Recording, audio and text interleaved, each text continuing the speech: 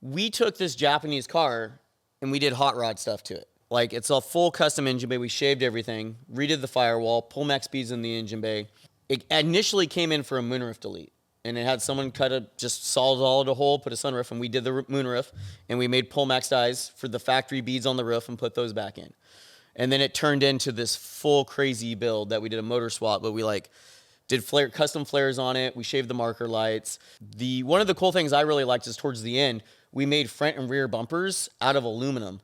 But we took Pullmax dies off the body lines of the car that wraps around the bumper. Wow. And so the back bumper actually tucks into the factory pocket. So it looks like it's a custom tucked bumper, but it's all made out of aluminum and has the body line that wraps all the way around the back of the car. Hey, welcome to Car Guy Confessions, brought to you by ARP. I'm Jeff Smith. This is my car buddy Cam Benty and car builder Steve Strope, and we're going to tell you the stories. Welcome to another episode of Car Guy Confessions with Jeff Smith, sponsored by ARP Bolts. Appreciate all their sponsorship and all the great things that they do for us, because we wouldn't be here without them. No, right? we wouldn't. That's right. And Jeff's not here. And Jeff is not here. Jeff is not here. He's looking for the bolts to put on a 65 Chevelle grill. I think he's chasing them. I thought you said he was farming snow. He was, but it melted, and then he's looking. Now he can find the Chevelle in the snow. But anyway. But here with Steve Strope, master car builder, and or whatever good buddy of all kinds. Thank you, sir. You been doing well? Yes, I am very busy. I do things. We build cars. You did the SEMA thing. That's good. And we did the good. SEMA thing. Yeah. And in same kind, we have a very special guest here. We have Sean. Very talented guest. Sean, yes, we do. And if he says he's talented, he must be talented. He must be talented. Sean Ramage of Empire Fabrications currently.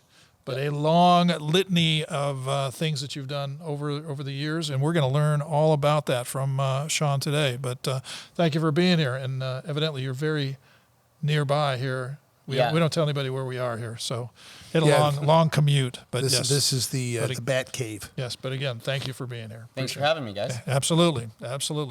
So when you say Empire Fabrications, we talk about a long list of things that you've worked on. You worked on stuff. The cars that will be familiar to a lot of our audience, we'll show some photos of them as we're talking about them. But there's a lot of stuff that went on with Sean and, just all kinds of stuff that he's done over the years. But how did you get into this? You're a master fabricator, but what does that mean? You work in metal, you work in all kinds of different things. How did that start? Where did you get your beginnings here? Because to get to the point where you are now, which we will explain, doesn't happen overnight, you know? Well, I would say it started probably 15 to 20 years ago with a Suzuki Samurai. Really? Yeah. Wouldn't have been the guess that I had here. So what'd you do? What'd you do there? So back a long time ago, I started learning how to weld on my Samurai, and I would take it rock climbing and stuff. And then I started going to Pismo, and I started jumping it. And then I ended up bending parts and breaking stuff. And so I would pay someone to build me a roll cage. It came back. I didn't like how it looked. And so I was like, you know what, I'm going to jump in and just teach myself how to do this stuff. So I started fabbing on my Samurai, and I taught myself. I got a bender, and I taught myself how to weld. And then friends started coming to me, and they're like, oh, you can weld, so can you do the C-notch in this truck for me? At the time, I didn't know anything about bag trucks. And so I kind of fell into mini trucks, and I did that for a few years, and I had a 1979 Toyota Hilux that I chopped it 1.5 inches, I sectioned it, and I technically channeled it, but body dropping it. And then we also shortened the bed 23 inches. And so that was the first real big custom truck that I did. And during that time, I had moved to Simi Valley, where I took the truck to a show, brought it back, and it was sitting outside my shop. And when this guy named Nick Miserandino had a Red Zone race fab, later on Wargaster, he drove by one day, saw this mini truck sitting out my shop, and he stopped, came back. I ended up working for this guy probably 2 weeks later. Wow. And what operation was that? What's his company? Or do we want to say that? No, well, that was Red Zone Race Fab. That's Red Zone. I'm sorry, and then you he did say that. changed the name to Wargaster Speed Shop. Okay. And then that shop actually was next door to Steve's shop. Okay. And I know you guys know each other. So. Oh, yeah. Oh, yeah. So you knew him about that time? I mean. Oh, yeah. Yep. Okay. Yeah, I was familiar. His shop that he's talking about in Simi was across the parking lot in a little complex from my first shop, where my first shop was, which is about a mile. Actually, it's 3/4 of a mile away from my current shop, and where he's talking about next door to me was Nick Miserandino, who had Red Zone Race Fab and then renamed it. So all of this was under a mile away from each other. Nice. Yeah.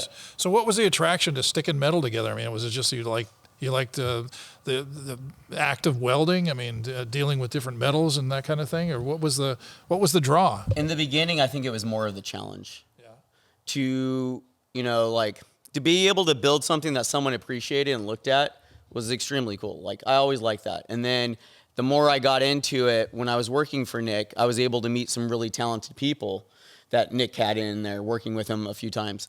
And it really pushed everything that I was doing in the early times in mini trucking with MIG welders and MIG welding sheet metal. Pretty much that all stopped when I was there. And that's when we started TIG welding everything. And I was learning from them and a few other guys that, like, how to metal finish the metal. And it was just fun to me.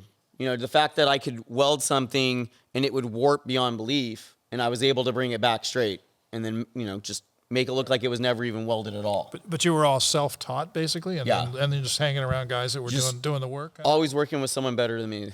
Always And good. then, Yeah. I mean, in the beginning, I was working 7 days a week, 12-hour days. Because while I was working for Nick, I still had my shop. And then I opened my shop 2009, started working for Nick, and probably... You were doing mini trucks, basically? You Yeah. were working on trucks? Okay. Mini trucks. All right. Yep. And roll cages. I was doing I did a few Camaro roll cages and stuff like that. And then around, I want to say December, New Year's 2009, the market finally started to affect Nick. And he ended up selling his shop to Nelson. Tom Nelson. Okay. So you did some Nelson racing engines? Yeah. Okay. And so at the time we were doing some exhaust stuff for Nelson. We'd bring him over to Nick's shop when we were doing it there. Right. And when the market started to go down, Nick ended up selling all his tools, and Nick went to Nelson's with all his tools and everything. But I didn't end up going. At the time, I probably wasn't ready to be there, kind of a thing. Sure. I would say 3 months later, I ended up getting picked up by Troy Ladd at Hollywood Hot Rods. Right, and that's something. I mean, you're good friends with Troy, and I know Troy. We've known each other for a long time. Super talented, great shop. Absolutely, some very. And what kind of cars did you work on at Troy's? So at Troy's, we worked on, early 32s, some Roadsters. We did some 36 stuff, and then the big one that I worked on was the 36 Packard, the Mulholland Speedster, which was, I would say, the main car I worked on for about 6.5 years. Wow. People don't realize how long it takes some of this stuff. Yeah, and that car is extremely important to our industry. It is the first car to win America's Most Beautiful Roadster and then turn around and go up to Sacramento and win America's Most Beautiful Custom. That has never been done before. And I remember Troy had called me early on in the stages of that car when the chassis, when the figure eight was just starting to go together, and we were discussing where would be the right place to unveil it, what would be the smart choice for marketing and promotion, and we talked quite a bit about that, and he made fantastic decisions with that also. But it's a landmark car, and if you're unfamiliar with it, if you type in Hollywood Hot Rods Mulholland Speedster, you'll find a video of the operation of the roof. It's unbelievably impressive. A lot of things that most people on the outside don't know is he allowed no right angles on the car. Everything had a curve. They made the frame rails from pixie dust on the Pullmax, and the if you can find a shot of just the frame, just the chassis, it's a work of art by itself. Let alone everything was handmade. All but everything was touched, right? Every single piece of the car. I want to say there's about 90% new metal on the car. Sure. Yeah, it stayed the car, but it became a completely altered, changed car. Yeah, every panel on the car was modified. The hood was shortened 6 inches. The grill was shortened 3 inches backwards. And then... these are all things that you worked on? Yeah. Okay. And 6 years of your life into that car. Yeah. It was a long time. I was there for 7 years on the car, but I would say full time about 6 years. I chopped 2 T-birds while I was there, and I chopped the 34. I believe it was a 34 when I was there too. And then I worked on what was it? It was the Full Metal Jacket Mustang. I think it was a 2015. Oh, the newer one. The newer Mustang. Where he did that speed roof. Yeah, I did the aluminum roof with Mike Romero, and I cut off the whole back of that car, and we reshaped the whole thing and got rid of the plastic bumpers. And that's another car actually to go online and look at, because there's some really tasteful design changes to the roof line, the sail panels in the back into the quarter panel. Yeah, the car started as a convertible. Right. We ripped all that off and then made a hard made a hard top. top, a fastback hard top, and it's, besides the quality of the execution, the styling, because that could go horribly wrong, just the drawing alone before it's actually made. Just the decisions and choices are very tasteful. And then, of course, the application and the quality of the follow-through is amazing. But go check, again, you can say Hollywood Hot Rod Mustang, and it's probably going to pull it up. I think it was called Full Metal Jacket. I think you're correct. I think it's a 2014 or 15. Yeah. And just modern Mustang, Hollywood Hot Rods. It's the only modern one he's done. Yeah, it's very, very impressive. Also, you go spend some time online and look at that and pay attention. Actually, look at what's going on there, and there's a lot of stuff to learn. So what's the process? Okay, so you're building these 2 cars that we've just discussed. Talk about these 2 cars we just discussed. So when you guys are sitting there conceptualizing what's going on, are you working with a team? How many people are involved? What goes on to build out a car like that? Because I know, you've got a good team with your group, and you guys all talk about different things that come in, because you're not executing every element of every car, and you've got guys who are specialties. I believe both those cars were Eric Black artwork, right? Yeah, both of them were Eric Black artwork, and we started with that, and then some of the heavy metal work I was taking care of, the machine work and chassis work. Troy's guy, Kyle, was doing a lot of that stuff. And then some mechanical stuff. He had Smokey, David, was doing some of the mechanical stuff. And then he had a few other guys that were helping out here and there. But for the bulk of it, it was, I want to say probably the 2 main ones on the Packard were me and Kyle. Like, that car was our life. Kyle did all the suspension, steering, chassis stuff. Kyle worked a lot on the mechanics for getting the roof to flip over in the back. That just blew me away. That was really impressive. Just engineering the componentry to work properly, as you. Well, that's only one of the things, because it was the winner's grill, so we redid all the winner's grill to have actuators to open and close, and then we explain, because people outside, you mean winter as in winter time, yes, right? Okay. And what that does is. So ideally, it keeps the vents closed. Right. So in the wintertime, your motor is going to heat up a lot faster. Right. Once the motor heats up, it opens up the vents so the air can get through and cool the radiator. We also did the hood sides the same way. So I stamped and made the hood side doors. Initially, the Packard had louvers. I think it had 8 louvers on the side. We cut those out, and we made probably... They were the articulated? Yeah, articulated doors that were on an actuator, too. And both was it electric? It was electric, on a little electric actuator that we got from like a robot supply place online. Mm-hmm. Sure. And we hooked them all up, and so they were all on a key fob, and the owner at Grand National was playing with them the whole time, opening and closing, but they were also set up to the thermostat, so they would open when needed. Sure, when the engine warms up. Yeah. Absolutely. Makes sense. Hey, we'd like to thank our sponsor, ARP-bolts.com. We got a fantastic little backdrop here. They make an outstanding series of bolts, almost anything you would need for engines, chassis, things like that. In fact, we were at lunch today, and a guy asked you about the bolt on the back of your shirt, and and I said, well, it's really about a head bolt. They neck the stem down of the bolt on a short, small block Chevy head bolt, so the clamp load is even across 3 different head bolt lengths on a small block Chevy. And, so that's the kind of technology that you get out of ARP. And we've all got stories on all that stuff. For a translation of what he said, call ARPbolts.com. but the message is that you can't get any better than that. No, you cannot. There you go. Nope. Excellent.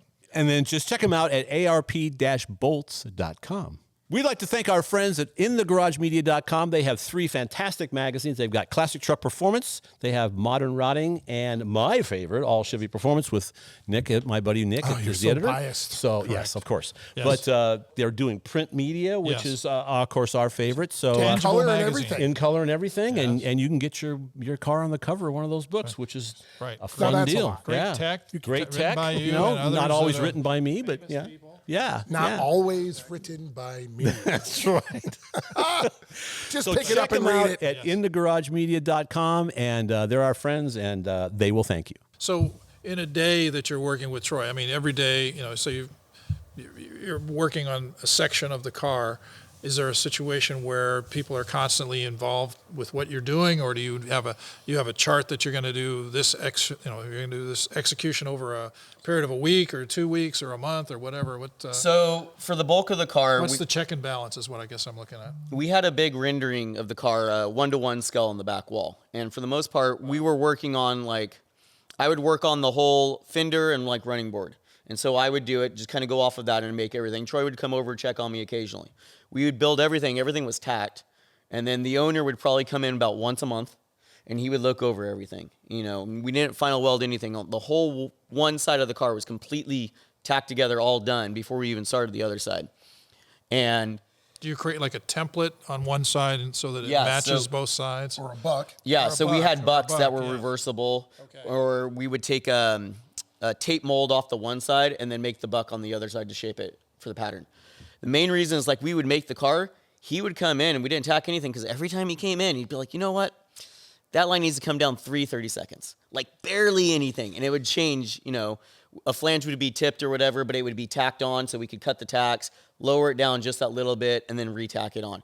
Because the owner had a really good eye. I'll give him that.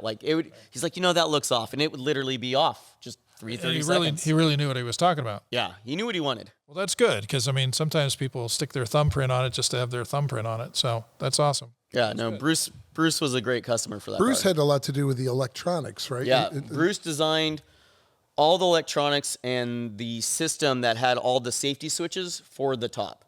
So in order to release the top to flip, it had to show an actuator that the back of the body was flipping up.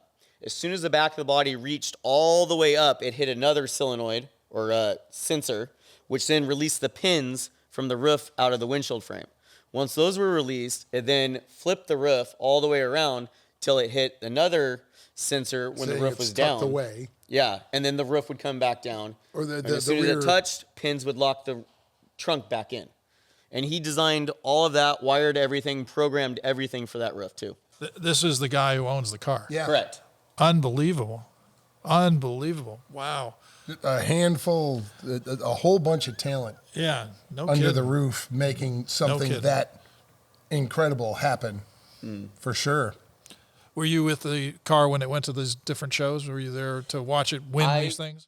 So I was just with the car at Grand National, and then the rest of Troy's team went with the car everywhere else. Wow.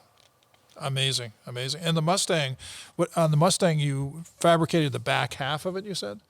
Yeah, so Or the whole roof. The whole roof, the Remember, it lift started off. life as a convertible. Right, and lift off hood, or lift off roof, and the back half of the car. Yeah, so what we ended up doing is we cut the entire back half of the car off. And we took, if you look at a 2014 Mustang, the taillights are kind of at a slight angle, and then the bumper comes out probably another 6 to 7 inches from that. And it's all safety stuff that they have to have on modern cars. What we did is we took those in and moved the back sheet metal behind the bumper in 8 inches. And then reshaped the whole side of the car, made the rear bumper like a modern car, almost like a supercar, and we gave it a big aluminum splitter, cut out the center section, shaved out where the spare tire would be to get the splitter all up and everything. And so when you looked at the back of that Mustang, it was more like an earlier fastback Mustang, where it was flat on the tail lights and then came down into that apron in the back, is what the one looked like. Wow. Well, that had to be pretty gratifying. I mean, you're looking at a situation where you worked there 7 years and 6 years was on one car. Mm-hmm. That's pretty crazy. Yeah. Well, you mentioned some other cars that you worked on as well, but that was mainly the thrust of what you were working on. That was the biggest one I was Right. working on, yeah. Right. Wow. And I like, that we're sharing this out because it's hard for people to understand that these cars that reach this level, they have such a high level of scrutiny. You know, I've been doing it a long time, and I'm also a judge for the Slonaker Award at the Grand National. And you got to understand that this takes a group of talented people with not only fantastic fabrication skills, but also a very trained eye to make a vehicle to excel at that level. And 6-7 years of fabrication, not a week and a half. Okay. And it's not my place to speak Troy's finances, but it's easy a 7-figure car to being I know it is. Even if I didn't know it is, I know it is. And that much finances is needed to fund that much energy and execution. There's just no way to do something at that level quick and dirty, let alone it's not just a super shiny car that everything's painted and plated. It is re-engineered completely, and it's a fully functioning vehicle. Again, I was just amazed at the roof articulation alone. But everything else, like you said, is handmade. The chassis, the frame, the A-arms, the everything are made. They didn't go buy it. They made it, and they had to make sure it was engineered properly so it would work and function safely going down a road. You know, it's actually got to work. You know, Yeah, imagine that. So there's just so much involved in cars like that. You bet. And what isn't the award for those the two shows that you mentioned? Aren't they ARP sponsored? Is there not an ARP connection here? So we can say ARP was the title sponsor for the Grand National Roadster Show, and as far as I know, the Sacramento, right? The most there we go. beautiful. We got the heads up there. Very good. So we tie back. We get our sponsors pulled in on this whole deal. But you also have done some things in a quicker fashion. Audiences know Overhaulin, the TV show. They may not recognize you because you weren't that visible. Yeah, so I did 3 Overhaulin shows, and 2 of them I weren't filmed on. One I was, and it was kind of by accident. I like to go in and just kind of clean up stuff and fix stuff in the middle of the night when no one can see me. I get a lot more done. Television, yeah. The one that I was filmed on was, I think the newest season was a Land Cruiser 40 series, and I came in, did the quarter panel, was all caved in underneath a bunch of Bondo, and so I straightened all that out, and they had me for 3 days, and I wrapped that up in probably 4 to 6 hours. And when Foose came in, he was kind of shocked, so he ended up having a whole new list of stuff for me to do, and I ended up shaving the firewall, shaving the DAS, shaving the tail lights to relocate them, and then we fixed a few other things on that car for him. So I was filmed on that one. But again, to reinforce that, the reason he's able to do a difficult job in a timely fashion is because he has the talent and skill set to do that. The normal person can't walk in and do what he did. It's the skill set and the knowledge that allows him to go in, see the situation, problem solve, execute it, and be done with it. And obviously in a fashion that impressed Foose. And he said, oh, giddy, I got somebody who can whip out greatness. Do these other 8 things while you're here. He's on the clock. About 8 years of just solid metal work, of just not doing anything else but that. At Troy gave me so much freedom when I was there, and I was able to grow a ton. But even when I was working at Troy, the whole time I was there, I still had my shop on the side. I was doing contract work for Nelson Racing, and I was doing some restoration work for a shop called Tire Iron Works in Monrovia. And so, like, everybody always said I was, it was too much on my plate, but it was like I did restoration stuff, completely different cars than everything else. Hollywood Hot Rods, I did hot rods. It was just all 30s, 50s cars. Nelson, I did muscle cars. It was completely different. And then at my shop, I did everything else. I did mini trucks, I did some off-road stuff, and I had a good variety, so I didn't get burnt out a lot. Sure, that's an important thing. So Nelson, it's Nelson Racing Engines, or is it just Nelson Racing? Nelson Racing Engines, and then it's Nelson Supercars. Right, which isn't now. Yeah, which is not now. Yeah, now it's back to Nelson Racing Engines. So what were you fabricating at Nelson Racing Engines? When Tom called me in, he was doing full car builds. So he'd get a Camaro and we'd do rust repair, and then we start modifying them, changing lines, shaving stuff. And then I did a lot of engine bays when I was there. So I think I did 3 engine bays around Tom's twin turbo setups and packaging and all that stuff. And those are the worst engine bays to do, is that engine bay and a twin turbo.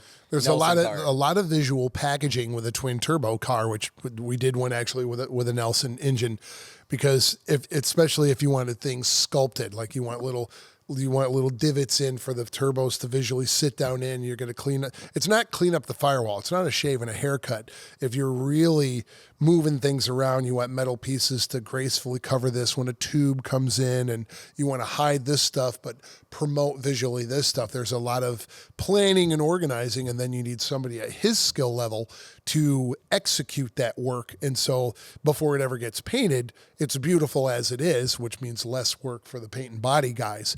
And you also have to engineer smart stuff, like we got to make a panel removable to get into this or to work on that. So you've got to work that into place too. You've got to make functionality out of the art. So there's a lot of things he had to handle when you're doing stuff at that level, for sure. Right? I got that call pretty much correct? Yeah. I mean, the one other thing I would say is if you're going to do an engine bay on a twin turbo car, you could add 2 weeks to the time. Because every time you need to take those panels out, you have to take the turbo out, the manifolds out, get the panel out, or test it, change it, put it back in, put the manifolds back in, put the turbos back in, put the intercoolers back in. Right. And it's just the amount of times I had to do that. And Tom's turbos, they're not light. I think they're like 85 pounds a piece. Yeah. And when we did the Camaro, the motor, we set it back, and then we had to completely alter the core support in every plausible way, because in between, starting from the nose of the car at that little peak of that second gen Camaro, we had to put the air-to-air intercooler, the AC condenser, we had a radiator that Tom had spec'd out. It's got to be this big by this big by this big and work with these fans. And then behind that, we had the air-to-water intercooler in between the radiator and the motor. And then you're doing, again, access panels. You're doing make this, tuck in this, cover that up. And every time you make something, take it all apart, do the cut, do the weld, put it back in, put it all back together, double check the fit.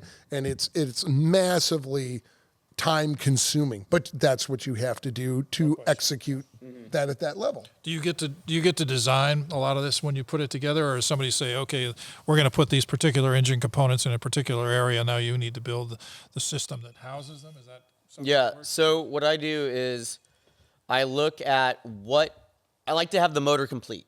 So if it's a supercharged engine, sometimes the superchargers have designs on them. And so I'll play off of like what's on the motor, what the shape of the motor is against the firewall. If I'm doing a firewall, I like to create a nice halo around the motors for like kickbacks and firewalls. And then a good one is a Lockjaw that we did. That's the Banks car? That's the truck we did for Banks. So that had a custom built Whipple supercharger on it. But the ribs on the Whipple superchargers kind of come off at an angle. So when we were designing the engine bay on that, what I did is I made Pullmax dies off of one of those ribs, and then we took those and added those same ribs to the front tubs. And then we took them on the firewall. Explain a Pullmax. I was going to say, tell them what a Pullmax is. So a Pullmax is a machine from I would say about the 50s, and it's a reciprocating stamping machine. You could shear with it, you could stamp with it, you can form with it. It's not really used for stretching like a plenishing hammer would be, but ideally, when you go to make a bead, you'll pre-stretch it with a plenishing hammer and then run the bead through the Pullmax. And the dies with the Pullmax, you can make endless. I mean, we've made so many over the years. And you could take a mold off body lines and reproduce those. You could take molds off of anything and you just make the die. Some dies for the Pullmax, I have a few that are like four-piece dies. So you have to run it through 2 dies. And then once you get through those 2 dies, then you could swap over to the next die and run it to actually do like a C-channel or something for trim, which we had to do on a Target Top Mustang before.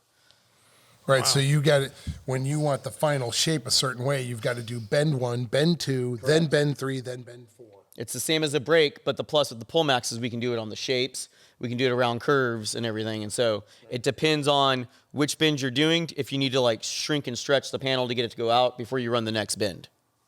Right, because with metal, If you know you're going to shorten it up because of putting a bead in it, you've got to stretch it out first. Right. You need it to go to 3 inches long because now it's going to come back to 2 7/8 when you put the bead in it. So you have to pre-plan for the bending. So we'd like to thank our sponsor, ARP and ARP-bolts.com. And I mean, we all three build cars. We all work on this stuff. And I tinker. You tinker. I tinker. Yes, we all build. Yeah, and you know what? It's kind of a really cool multiple purpose fastener for me because there's all the science and all the technology, which is bottomless. Trust me. Unbelievable amount of research that they put into these things. Absolutely. And on top of it, you get them out of the package, and they're absolutely beautiful. Which I've joked before, it's like jewelry for your car. And when pre-oiled. we're building when we're building a high end car, there isn't anything else going on it. It's part of the criteria for me to have them lining the engine bay, not just on the engine, everywhere. Yeah. Right. So you get all the strength, the durability, the reliability, and fantastic good looks. Sure. Kind of like Jeff here. And without peer. Without peer. With, Anybody and else you better? know what? Or pairs. Without peer, there's nobody else that does what they do. It is. So check them out at arp-bolts.com, and they can help you out. So we'd like to thank our friends at allamerican.com. They make some fantastic suspension pieces, coilover shock conversions. We put one on my Chevelle. Outstanding little piece of operation. I just did a story on an El Camino. On an El Camino, that's right. And it's running a hot rod. Look at that. Yeah. So, and then I think there's a little promo. There's a promo code, CarGuy10. So when you're online, put in CarGuy10 and you will get 10% off. Look at that. Well, that's not bad. And we don't expect you to send any part of that back to us. No. So I think we should really push that, right? You know, Absolutely. So you're on I'd your like own. some. You're on your own. So thanks again to aldenamerican.com and check them out. You said it had a Whipple. What kind of truck was it? So Lockjaw was a 66 or 66. Okay. And it had a L5P Duramax that Gel and the guys over there at Banks were designing for their new crate engine. Right. And so it has a custom-built Whipple on it, Allison transmission, all stuffed into that 66 on a Roadster Shop chassis. It's a heavy motor. Yeah. And so the Roadster Shop custom built the chassis for them, all 8 lug, to be, they wanted it to be a one truck style. Right, sure. And so what we did for that guy, the truck, we did the firewall in that truck, we did the engine bay, we did the radiator cover, we did the rear tubs on it, we did the hood latches because they came through and made the hood tilt forward, and we did the latches on the bed. They had split the bed down the body line on the 66. It's the first time anybody's ever done it. Wow. And so the bottom half was fixed to the truck, top half tilted back. And so we did some welding and fabricating for them on that too. Was this part of your company, Empire Fabrications, or was this? Yes. Okay. So this was after Nelson's. In 2019, I left Nelson's. This is very, very recent then, basically. Yeah. Okay, great. Yes. So 2019, I left Nelson's, and I was wrapping up my 73 Suburban. We were taking the chassis to SEMA, and so I just didn't have the time with Nelson's, and I had a ton of work. So it was the time for me to just do my shop full time because it's always been on the back burner. Right. What was unique about your Suburban? So my Suburban, we designed and built the entire chassis. It is fully TIG welded. It's a 2500 HD Suburban, so it's also 8 lug. It utilizes all 2001 and up 2500 Chevy like drop spindles and components. So it has sealed bearings instead of packed bearings for the spindles. By doing that, we were also able to get like off-the-shelf big brake kits from like Willwood. ARP was also one of my sponsors on my chassis. Good group. And so the entire chassis is covered in ARP bolts, all the motor mounts and everything. So we had the chassis in SEMA at 2019 in Acura's booth. That Suburban will also be getting a twin turbo Nelson Racing LS. Where's that at right now? In what Suburban? stage? The Suburban, so currently right now the Suburban is, the body's mounted on the chassis. There's a whole list of just very subtle mods that we're going to be doing to it. But being as it's a personal car, it's sitting on top of a 4-post lift, and it's collecting dust right now, sadly. I understand this theory. That Yeah. happens. I get That it. happens. But Shoemaker I do with plan no on getting shoes. the metal work done this year. And if not taking it to SEMA and Bare Metal, Dino's Get Down, which was the show that just happened this last week. It's all Chevy trucks, and I think they had roughly around 7,100 trucks at the show this last weekend. And where is that That's show in Glendale, located? Arizona, at the or it was actually at the Cardinal Stadium this year. Really? 7,000. Over 7,000. Last year was around 5,000. This year was over That's 7,000. a stout show. It's You know, the Chev- 12th year. It's been getting bigger every year. You know, trucks are coming on. Been They're coming actually. on. You know, they're coming on now. So Square body. absolutely, End. yeah, very much so. Yeah, they're moving right up. I mean, obviously, it moves along as the progression happens. I'll throw in a quick little plug for the Grand National Roadster Show in Pomona. This year, it's happening the first weekend of February. They are having every year. There's a certain building that just has a special theme to it. Last year was all Volksies, which was extremely cool. This year is all famous trucks. Now they have a cutoff a little later because they didn't want to attempt to have famous street rod trucks that were 30s and 40s and into 50s because it would be bottomless. But they're going to have a lot of sport truck stuff, a lot of stuff from the day, like the Bell Tech truck. There's going to be a lot of, and that was a huge deal. That was a big deal. When I was reading Hot Rod, and they were promoting that market. So that's going to be a fun room to go see, for sure.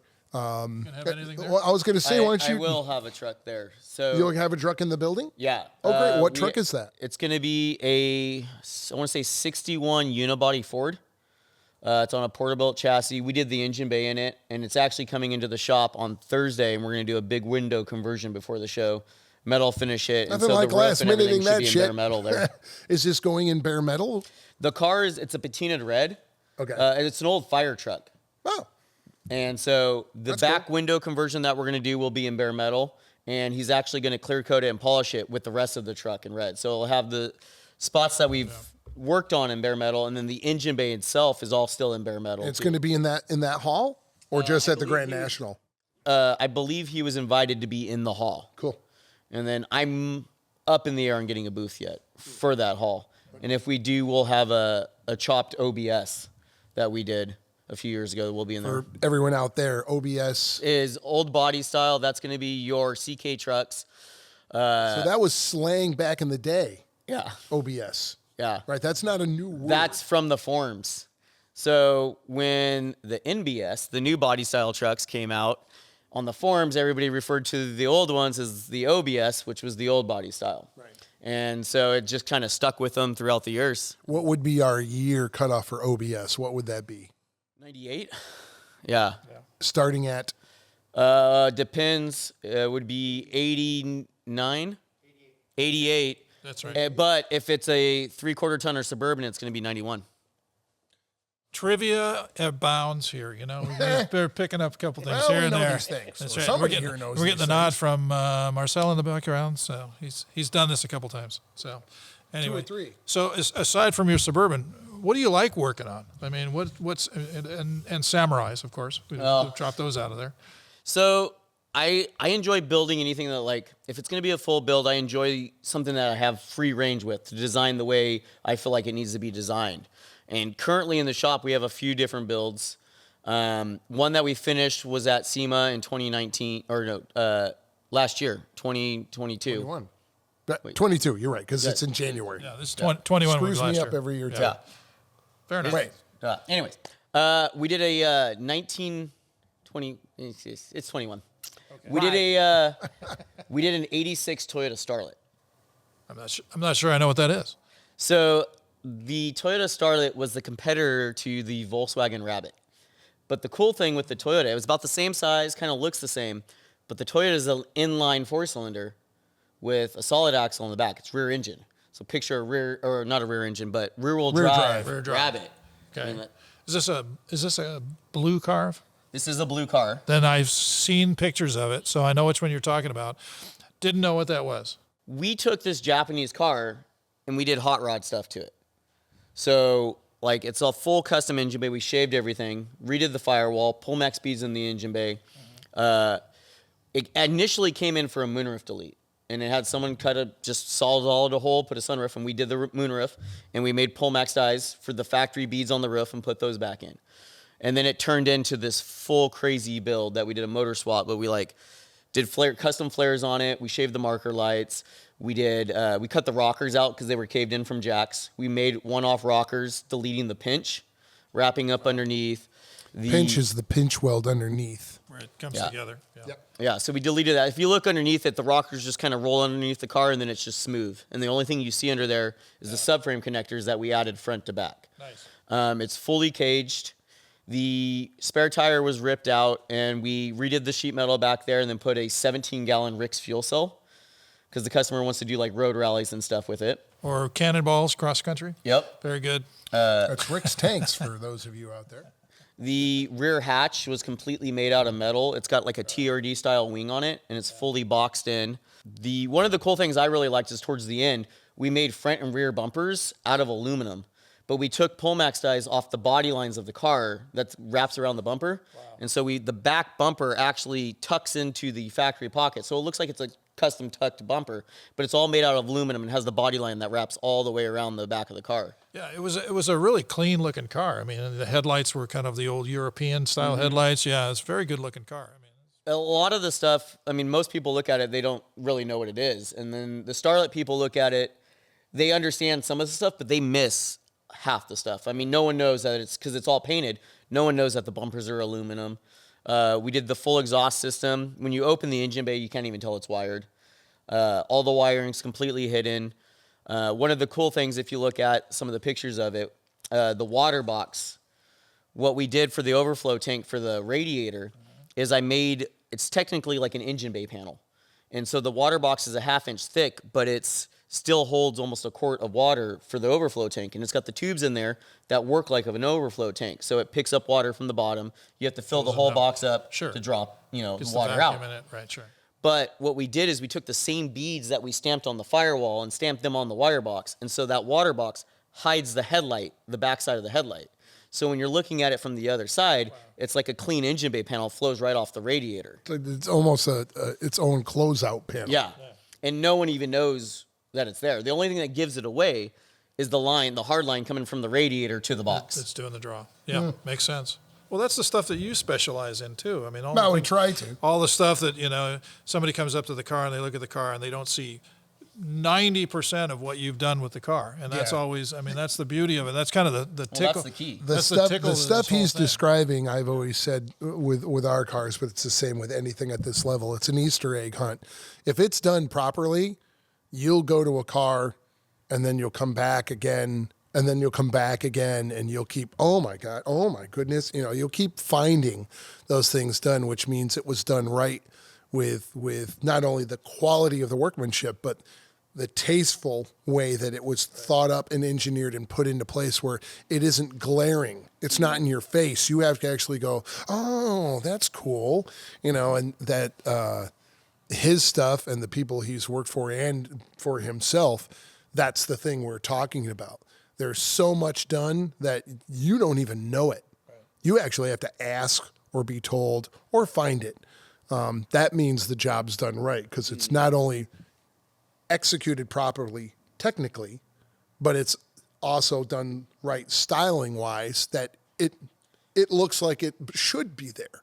So that's another specific talent, not just his ability to, weld and create a part and then metal finish it and you can't even find the weld. But there's a lot to be said of the part that you made actually mends into the scenery, into the situation. It doesn't brag on its own. It doesn't call itself out. It's filling the void. It's doing a job along with everything to make a very pretty or a beautiful piece or the car. So it's not just for the sake of metalworking this awesome thing. It's filling the whole car full of smart design and then also top level execution. So that's a great example of what he's talking about. It's not just really, really cool, which it is. And it's made beautifully and perfectly, but it's also a closeout panel to hide something ugly like the back of headlights and all that. That's where this stuff, that's why he's at the level he's at because of all of that thought process and then the execution of the part. So learn. I had someone once come up to me, actually a good friend of mine, and he came and he told me, and he's like, the one thing I like about you is, he said, is you go through the great lengths, so much extra work to make a custom look stock, which is one of the things like that I try to do is like, I don't want it to look modified. Like the OBS truck that we chopped, I've been told by Marco Oro, who worked with Boyd a lot, that it was the nicest chop he's ever seen on an OBS truck. And reason being is we took the back window, we cut the whole frame out, and we raised it 1 1/8 inches, and then brought the roof down. And it mainly was to keep painted material bordered all the way around the window, and no one's ever done that. And it's stock glass, the entire truck. And so what we skinned out everything to do this, and metal finished everything, and then we metal finished all the inner structure to fit and put it all back in to look stock. And so the truck is painted, but the roof is bare metal, and like everything we shaved on it is in bare metal. But people would come up to us at shows and go, "Why'd you guys strip the paint off this truck? Like, why did you strip it all off the roof?" And it's like, well, the roof's chopped 2 1/8 inches, and no one notices it. And they start staring at it, trying to figure out how we did it. And that's like one of the big things that I really like about that truck is no one's ever thought about raising the back window up on it. People have shortened the back window to keep the proportions right, but I wanted to keep it all stock glass and not have to cut anything. And it just worked out great on that one. It's got to be gratifying when somebody sees your work finally, even if you have to call it out to them that here it is and this is what we did and now it all makes sense. And you've been doing this now for like 2 decades. Is that a fair guess? Yeah. And obviously things have changed and your skill levels have obviously improved and increased and things that you've seen. In the last 10 years, what are you seeing that is particularly a new trend or a new way, or is it just you're just integrating all these things and every time you go to a car, you try to think of something new and you come up with other things, or is there some kind of thing that owners are asking for? Any of the above? I'm seeing a lot of the hot rod stuff and the hot rod metalworking and stuff trickle down to now the lower builds. I mean, not just me. There's a ton of guys that are doing the high quality metalwork now on trucks, and it's making the Volkswagens. I mean, there was that Volkswagen last year. That thing was amazing. Yeah, and at Grand National. he's bringing, and again, those of you looking at, just look for the Volkswagen at the Grand National Roadster Show. He made a huge impact because everybody over in Building 4 was talking about that Volkswagen. Did you see that Volkswagen? So he's coming back for Slonaker again in 24. He's bringing I believe a ragtop, and he's gunning. You know, he knows why Troy beat him. You know, he knows. But it's I'm seeing that skill now trickle down to all these other cars. You're right. Like even with like the Japanese car I did. I mean, that car, he bought that car for $2,500. Right. It's a $100,000 car. Yeah, easy. And no doubt. I agree with you. $2,500 car. And but now it's getting to the point which, I mean, back in the mini trucking days, reason mini trucking was there is because none of us can afford hot rods. We wanted to do it, but we couldn't afford it. Right. Sure. We bought mini trucks. But now the days, like, we're all getting to the age, and it's like, I love JDM cars back in the day, and I still do. And it's like, I still like mini trucks. Now the people that are getting the money are coming back, and they're building these, these trucks. The mini trucks are getting built up. Right. The cars they can Japanese afford car. now. Exactly. Yeah, right. And I mean, a lot of the older cars, there's still the guys out there that like the 30s cars, but there's not as many as there was. They're dying. They're dying, and it's just that, like, there's still the guys out there that still like them and they're diehards. Even the younger kids, there's still a few out there, but you're gonna start seeing like a lot of these 80s cars and like the late 70s, weird stuff that you wouldn't expect, getting tons of money put into them. I did a Sketchpad article a couple of years ago for Hot Rod, and one of them was an IROC, and which I've been told is actually going to be coming to fruition. But this year at SEMA, Jesse Greening brought one. That's definitely, I agree with you completely. The guys now who have the income to do this are going with the thing that they grew up wanting. Right. But yet the stuff of like Metal Crafters and all the other guys that did all the super sheet metal work that was only with the street rods back in the day has now gone to name it. It's a C-10, it's a IROC, it's a JDM car. All that workmanship and craftsmanship is now going over to all those other styles of cars. It's not just the handmade 33 Ford anymore. It's now everywhere, which is really fun and exciting. It's neat to see those cars taken to crazy levels too, and watching their coolness being exploited also. But it's also trickled down to other cars. I mean, like you can't buy just an average Camaro with a small block in it for under 40 grand these days, because there is this huge groundswell of people who love those cars or couldn't afford them at that time, and now they want them. And then obviously there are the folks that are going to come to you and going to build the absolute killer car that they always wanted. So that is that's the process that happens. And we're right, the 32 Fords there is still a devout group of folks who love those cars, of course. And there will be. You've got 32. Is yours a 32?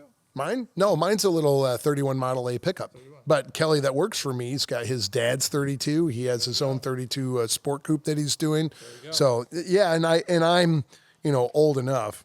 We're not going to talk about that, but I was growing up looking at hot rod, and there was Boyd Coddington and all those dudes doing that really killer street rod stuff. And so that made a big impact on me. But as equal with that with me is the street machine stuff, which would be like my hero Scott Sullivan, Matt and Debbie Hay, Mark Grimes. I can go down the list of those heavy hitters that those guys did everything at home. I just was talking with Matt Hay. Yeah, I was an idiot at home, yeah. But we all were at once. Yeah, sure. Matt Hay, I just ran into him at a Hot Wheels Mattel thing. They're going to be releasing a little Hot Wheels version of his pink Thunderbird. And they built that car at home, and he was telling me about he didn't have a bender, so he'd put the garage door down, and they'd step on the garage door, and then he'd bend the aluminum, and then bring the door up and make the next bend. And that's on a car that won everything. It became a Revell model kit. It was that car was everywhere. Also used semi-recently in a Taco Bell ad. Yes. A Super Bowl ad. Yeah, a Taco Bell Super Bowl ad. Absolutely. So you know what? That stuff is ingrained in me. So I always want to build a cool street machine. So you're right. Now that evolution's coming around, I want whoever the owner is, I want to build a super cool mini truck. I want to build a super cool JDM. I want to build They've got the finances to do it, but they have their own taste in cars that they grew up wanting and liking. Now, well, that keeps you guys in business. There you go. You got folks somebody's got to do it. So this is a good point. Who were your what motivated you to get building cars? Was there something you watched? Was there a magazine? Was it a mini truck magazine? Well, I mean, it was definitely a lot of the magazines. Like I looked up to mini truck shops. Like there was the Little Shop back in the day, and now they're doing manufacturing stuff, making brakes. But as a kid, looking at those guys, they were doing all kinds of stuff with the mini trucks. But then even then, I was getting into some of the hot rod magazines, and I was always following Troy Trippier. Yeah, Rad Rides, man. That one was always killer cars, back in the day. And then, still killer cars. Still. That man shows up at a show, everybody just go home because I'm old enough to remember him at the first car craft that he ever went to. I was there. At the Coin. Absolutely. Yep. A lovely town. The pink Chevelle. Yes. His grandfather Chevelle. Yep. No, I was there. In fact, we were crazy telling him, big Impala, that mint green car. Oh. Jeff and I were talking to him at the time at that show and saying you got it figured out, man. Just keep going. Keep going, and he did, and he's done a bunch of stuff after that, as you well know. Yeah, he did a bunch. He did a couple things after that. Yes, just a couple. He didn't give up to become an elevator. No, that's a different guy. Stop! Pick on Jeff. I'm tying things together. Did we already blow through the time? I think we did. We already blew through the time. That's it. Well, Sean, as usual. Sean, very nice to have you here, and really interesting. Yeah, thanks. We really enjoyed thanks for coming and telling us about thanks the for stuff calling me down. You bet. We'll call people further away next time. So you going to be at the Grand National Roadster? I'll be there. I might have a booth. I might not. I haven't up in the air. We're looking to be there too, so we'll come find you and maybe interview you some more. All right, sounds good. That'd be great. And again, Car Guy Confessions with Jeff Smith most of the time. Not today. Jeff Smith will be back. Still one of our favorite guys anyway. And we want to thank our sponsor, ARP bolts, Go to arp-bolts.com and buy everything they make. It's always good because we do. It's very good. Thank you very much. Thanks.